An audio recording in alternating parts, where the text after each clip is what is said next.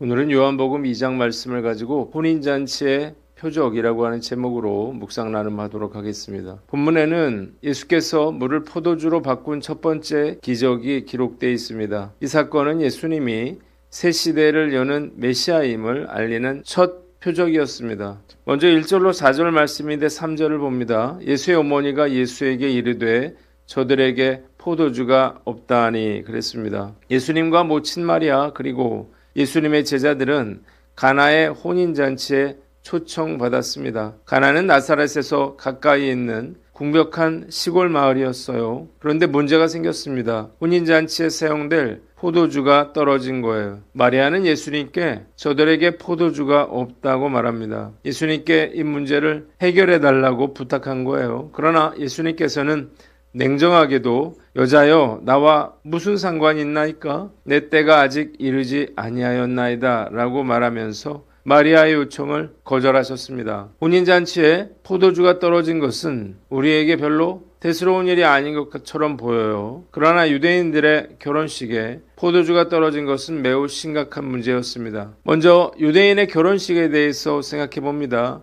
유대인들의 결혼식은 매우 독특합니다. 남녀가 결혼 적정기에 다다르면 결혼하기 1년 전부터 준비를 하죠. 유대인들이 결혼식을 그토록 중요하게 여기는 것은 혼인 예식이 경건한 백성을 만들 수 있는 유일한 예식이기 때문입니다. 신랑은 신부를 맞아야 할 신방을 준비하고 신부는 신랑이 올 날을 기다리면서 몸 단장을 하고 들러리들을 준비합니다. 또한 결혼에 필요한 옷가지와 살림살이를 위해서 필요한 일을 배웁니다. 신랑이 신부가 있는 마을로 가서 쇼파, 뿔라파를 불고 신랑은 신부를 자기 집으로 데려가 이날부터 7일간 잔치가 벌어집니다. 손님들은 밤이 깊도록 술을 마시면서 춤을 춥니다. 축하 기간이 계속되는 한 주간 신랑 신부는 결혼 예복을 입고 하객들을 대접합니다. 포도주의 중요성이 있는데요. 중동 지방은 맑고 깨끗한 식수가 부족하였으므로 꼭 필요한 경우에만 물을 사용하고 대체 음료로 포도주가 사용되었습니다. 이렇게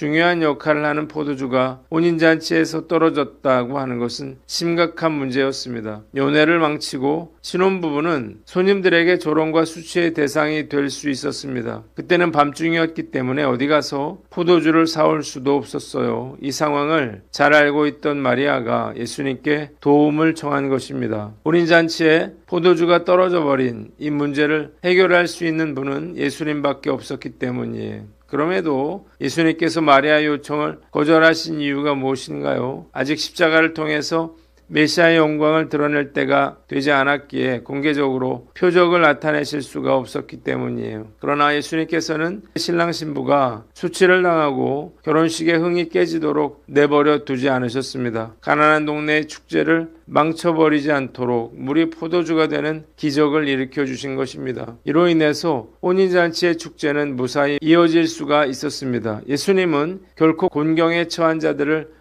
외면하지 않으십니다. 무리한 요구까지라도 다 들어주셨어요. 목숨을 걸고 나온 나병 환자를 고쳐주셨고 공경에 처하게 될 것을 아시면서도 안식일에 손마른 사람을 고쳐주셨고 가늠한 여인도 구원해 주셨습니다. 이유가 무엇인가요? 주님은 자비와 긍휼이 풍성하신 분이시기 때문입니다. 본문에 우리에게 주는 교훈이 있는데 예수님께 아뢰어라는 거예요. 어려운 가운데 있다면 우리가 해야 할 일이 있어요. 사랑이 많으시고 자비가 풍성하신 그 예수님께 나아가서 모든 문제를 아뢰고 도움을 구하는 것입니다. 사랑이 많으신 예수님께서 반드시 문제를 해결해 주실 것입니다.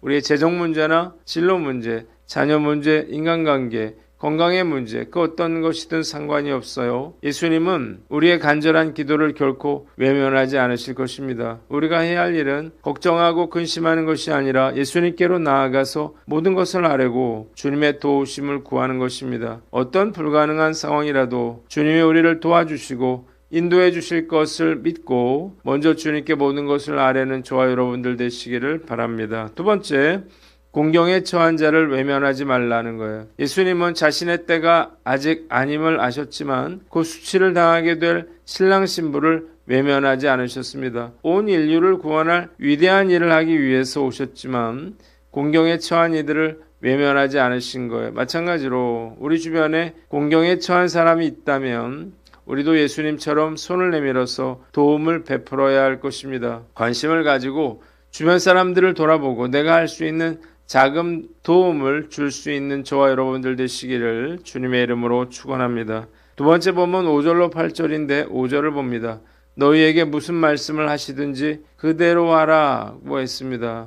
마리아는 예수께서 거절하셨지만 하인들을 불러서 예수께서 너희에게 무슨 말씀을 하시든지 그대로 하라고 당부합니다. 이유가 무엇인가요? 순종이 예수님께서 기적을 일으키실 수 있는 가장 중요한 비결이기 때문입니다. 그러자 예수님께서는 하인들에게 항아리에 물을 채우라고 말씀하시고 그들이 항아리에 물을 아기까지 채우자 이제 떠서 연회장에게 갖다 주라고 말씀하십니다. 이 항아리는 사람들이 외출해서 돌아왔을 때나 식사 전후에 손이나 발을 씻기 위한 항아리였습니다. 뿐만 아니라 그 돌 항아리에 담긴 물은 기구들이나 그릇들을 씻는 데도 사용이 됐어요. 한 항아리에는 약 20갤론 정도의 물이 들어가는데 따라서 6항아리의 물은 모두 120갤론, 즉 450리터에 달하는 크기였습니다. 하인들은 예수님께서 말씀하신 대로 항아리의 물을 아기까지 채워서 연회장에게 갖다 줍니다. 연회장은 손님들의 식탁을 돌보고 음식 맛을 미리 보는 역할을 했어요. 따라서 새로 마련된 음식은 연회장에게 갖다 주어야만 했습니다. 연회장은 하인들이 가져온 물이 담긴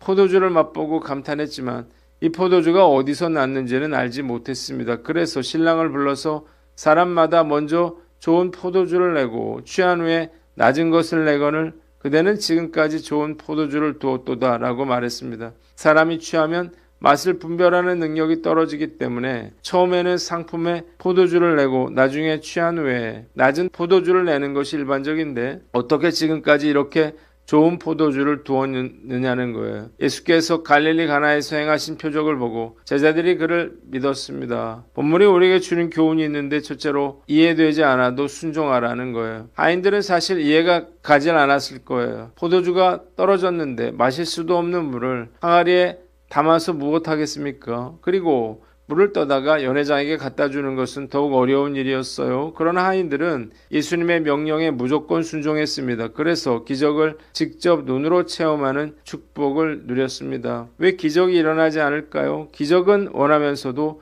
순종하려 하지 않기 때문입니다. 자기 생각과 상식에 갇혀 있습니다. 그래서 물을 항아리에 채울 수도 물 항아리를 갖다 줄 수도 없는 거예요. 기적을 경험하고 싶다면 먼저 순종하는 법을 배워야 합니다. 이해되지 않더라도 내 생각과 다르더라도 무조건 순종하는 법을 배워야 합니다. 그러나 사실 이것은 정말 쉽지 않죠. 과거에도 어려웠고 지금도 어렵습니다. 나이가 들면서 신앙의 연수가 오래되면서 오히려 더 순종하지 못하는 것 같아 안타까운 마음이 듭니다. 예나 지금이나 예수님께서는 사람들에게 당신의 말씀에 순종할 것을 요구하십니다. 또한 이런 사람들을 통해서 큰 일을 행하십니다. 기적을 경험하려면 쓰임받는 사람이 되려면 작은 일이라도 무조건 순종할 수 있도록 순종을 연습해야 합니다. 어떤 상황에서도 온전히 주님께 순종할 수 있는 믿음의 사람이 되시기를 주님의 이름으로 축원합니다. 두 번째 영적 비밀을 경험하라는 거예요. 9절에 연회장은 물로 된 포도주를 맛보고도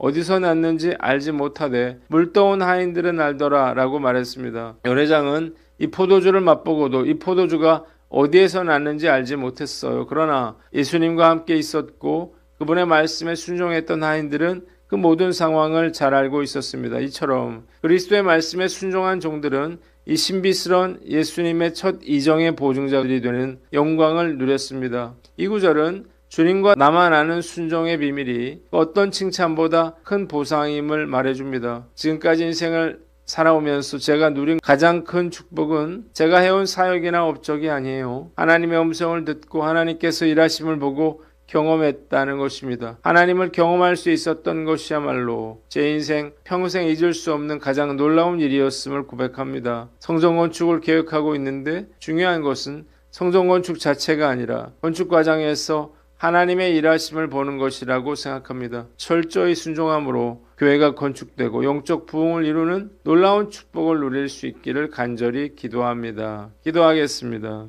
하나님 아버지, 우리에게 겨자씨만한 믿음을 주시고 순종할 수 있는 믿음 허락하여 주시옵소서.